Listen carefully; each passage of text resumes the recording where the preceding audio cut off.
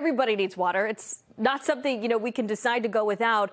If you remember in Flint, Michigan, we saw what a tainted water supply can do to an entire community. But the thing is, that was local. So does local, state, or federal government make rules about our water supply? And then, what happens if there is a disagreement? Great questions, Priscilla. So in the way we manage our water system, the federal government, they can set safety standards, they can make recommendations like Darren reported, but they don't control the daily operations. States can mandate treatments like fluoride, or they can let communities decide for themselves, like Darren was pointing out in his report.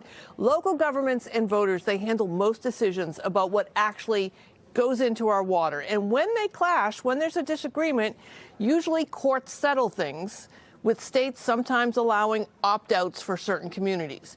Federal agencies generally only step in during emergencies, but their recommendations can still carry a lot of weight.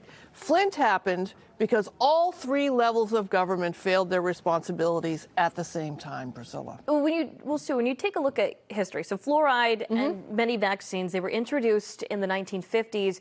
Both of them were considered medical breakthroughs, but now, 75 plus years later, significant portions of the country have turned on both. In your opinion, what's the motivation behind the anti-vaccine, anti-fluoride movements, and why are there both Democrats and Republicans in favor of it? Well, Priscilla, part of it is memory. Some of you aren't old enough to remember what it was like to have the measles or have cavities running through everybody's community. But the common roots of this movement are government distrust and the American love of personal freedom. Look, they attract both parties, these concerns, because they touch different values, from environmental purity.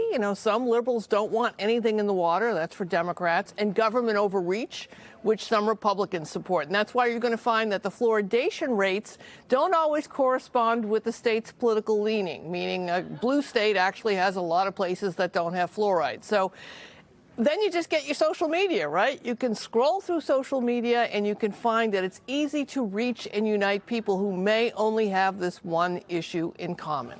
Especially if you type fluoride in TikTok and you just scroll for hours. Exactly. I'm going to go make sure Darren shut that water off. Yeah.